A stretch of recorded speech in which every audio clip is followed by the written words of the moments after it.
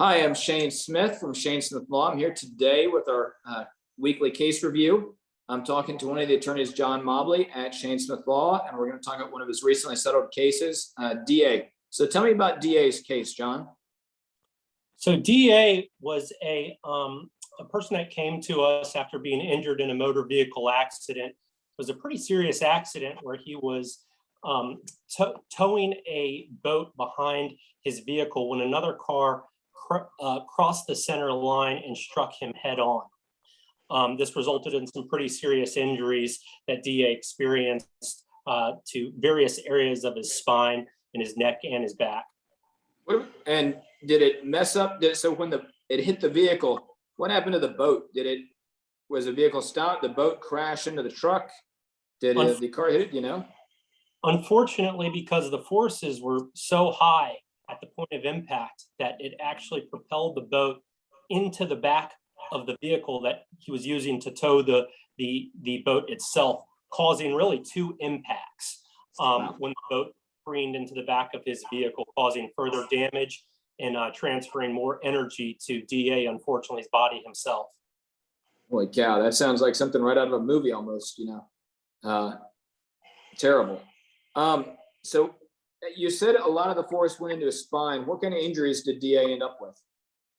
So he had some pretty serious back and neck injuries that required, once he was seen by a specialist who conducted some diagnostic imaging, we found out that he would need actual injections, epidural injections, in order to fix the damage that had been done both to his spine, receiving bulging disc and herniated disc.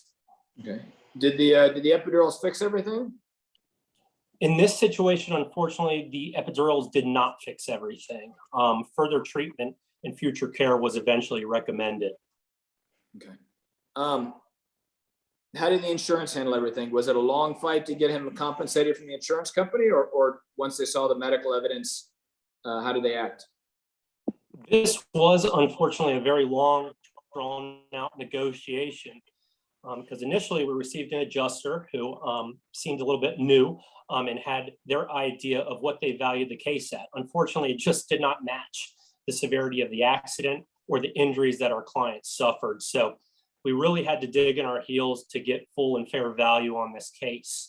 Their initial offer out of the gates was a low five-figure offer that came nowhere near compensating DA for the amount of medicals that they sustained in the accident, nor the amount of pain and suffering. So eventually what we had to do is continue to allow DA to treat, because he, of course, was still in severe pain and was experiencing a lot of fallout from the accident-related injuries. And by getting a little bit more additional medical evidence and sending DA to get a second opinion as well, we were able to get full value on the case. Great. What was something you learned from the handling of this case that you'd be able to use in the future?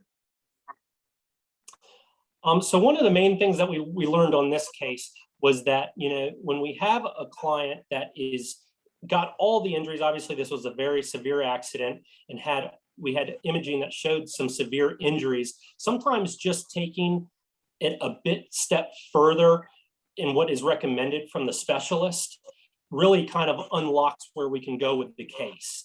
In this case, you know, the client was experiencing some treatment fatigue, even though he had really bad injuries, and the specialist was recommending he take a few other steps treatment-wise. And when we finally got the client on board with that and got him back into treatment and documented a little bit more medical evidence on the case, you know, the insurance company, like I mentioned, went from a very low initial five-figure offer to a six-figure offer, tendering their limits.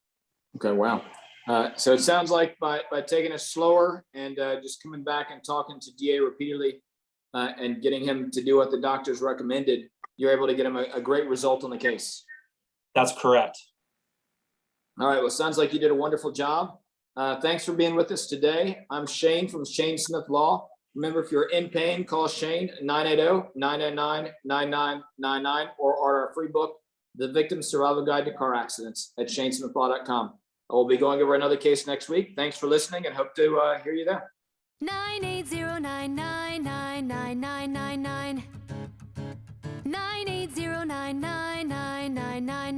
line.